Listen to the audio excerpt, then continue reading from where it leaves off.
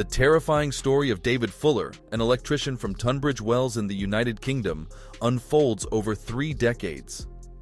Wendy Knell, a 25-year-old lady, met a horrific death in the sleepy village on the night of June 22, 1987.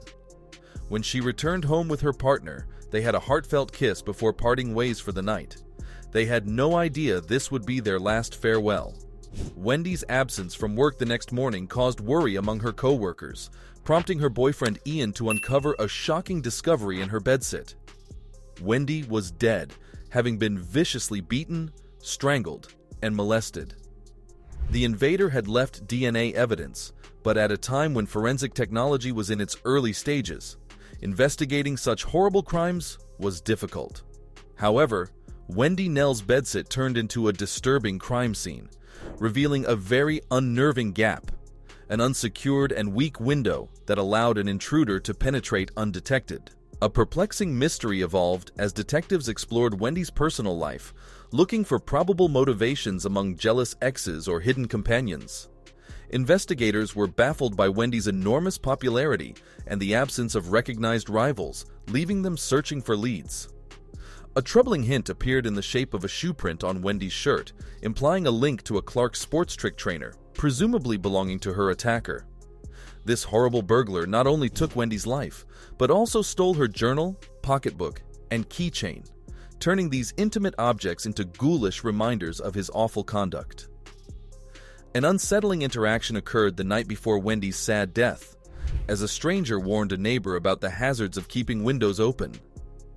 The dreadful specter of horror returned to Tunbridge Wells 5 months later, when Caroline Pierce, another single occupant in a bedsit, vanished under suspicious circumstances. Fear gripped the community as alarming parallels with Wendy's case surfaced, raising fears of a serial murderer lurking in the shadows. Caroline, like Wendy, worked as a shop assistant on the same road and lived within a mile of her ill-fated predecessor. Information circulated of a mystery person lurking in their neighborhood prior to their disappearances, enhancing the townspeople's sense of vulnerability. Investigations into Caroline's life, like Wendy's, showed a lack of recognized opponents or disputes, adding to the widespread concern of a malicious entity at large, striking seemingly at random. As the inquiry revealed no clear pattern or motivation behind these heinous actions, the community's collective concern reached unprecedented heights. The disconcerting similarity between the instances heightened the frightening uncertainty, casting a shadow over Tunbridge Wells's life. Information of a mystery figure wandering the outskirts of these sad occurrences stoked conjecture and dread, leaving neighbors terrified that they too may fall victim to the faceless monster lurking in the shadows. The community was seized by a strong feeling of dread in the aftermath of these inexplicable disappearances and terrible killings. The idea that the culprit may be among them, a ghost capable of perfectly blending into the fabric of normal life, created great anxiety in every part of the town. The once comfortable routines now carried an undertone of fear, as neighbors regarded one another with distrust, unsure of who might be harboring such malevolence inside. Tunbridge Wells faced an unusual task in coming to terms with the harsh fact that a serial murderer had invaded their midst as the investigations proceeded, exposing the sordid underside of these killings. The lack of obvious motivations or recognizable foes undermined any illusion of security, leaving inhabitants with an uncomfortable sense of vulnerability. A little town's delicate tapestry unraveled, revealing the frailty of its social fabric. Furthermore, Wendy Knell and Caroline Pierce's story, a terrible episode in Tunbridge Wells's history, painted a tale of dread and bewilderment. The echoes of their terrible experiences stayed in the community's collective consciousness, forever changing the idea of safety and trust. The shadows produced by these unresolved mysteries would remain, a glaring reminder that malevolence might lurk even in the most serene corners of society, ready to shatter the illusion of safety and leave a community eternally scarred by the unexplained darkness that had come upon it. The infamous bedsit murders cast a long, frightening shadow over the years, evading closure until 1999, when a watershed event in forensic science occurred. The breakthrough came with the introduction of DNA testing, which linked both unsolved homicides and began to narrow down prospective candidates. This technical advancement provided a tremendous assist to the persistent pursuit of justice, bringing fresh life to a cold case that had tormented law enforcement for decades. In the year 2020, the never-ending quest for justice finally caught up with David Fuller, a quiet 66-year-old electrician and father of two. Despite his outward appearance as a normal member of society, Fuller had evaded prosecution for an incredible 33 years. The arrest was a watershed moment, bringing to an end a protracted cat-and-mouse game between law enforcement and a predator who had escaped capture for far too long. The prosecution's case against Fuller was constructed on a smattering of strong evidence. A matched shoe print linked him to the crime sites, providing a key connection that helped piece the case together. His membership in a bicycle club with roots near the locations of the horrible murders aroused suspicions even further. The most disturbing finding, however, came from images dating back to the 1980s, which showed Fuller wearing the precise kind of sneakers that left the damning shoe print. These photographs, which appeared to be benign snapshots from the past, suddenly functioned as ghoulish mementos, connecting him to scenes of horrific evil. The inquiry, however, took a darker turn when the layers of Fuller's depravity were peeled away.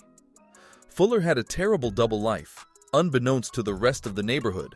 His job as an electrician provided him with access to hospitals, where he perpetrated a remarkable amount of necrophilic activity on corpses over the course of several decades. The unexpected revelation shocked the community and law enforcement alike, displaying a degree of malice that surpassed explanation. Moreover, the gravity of Fuller's acts stunned the community. Not alone were the horrible atrocities done against the living horrifying. The violation of the deceased added an additional depth of misery. Families who had already suffered the devastating deaths of loved ones faced indescribable sorrow upon learning of Fuller's horrific deeds.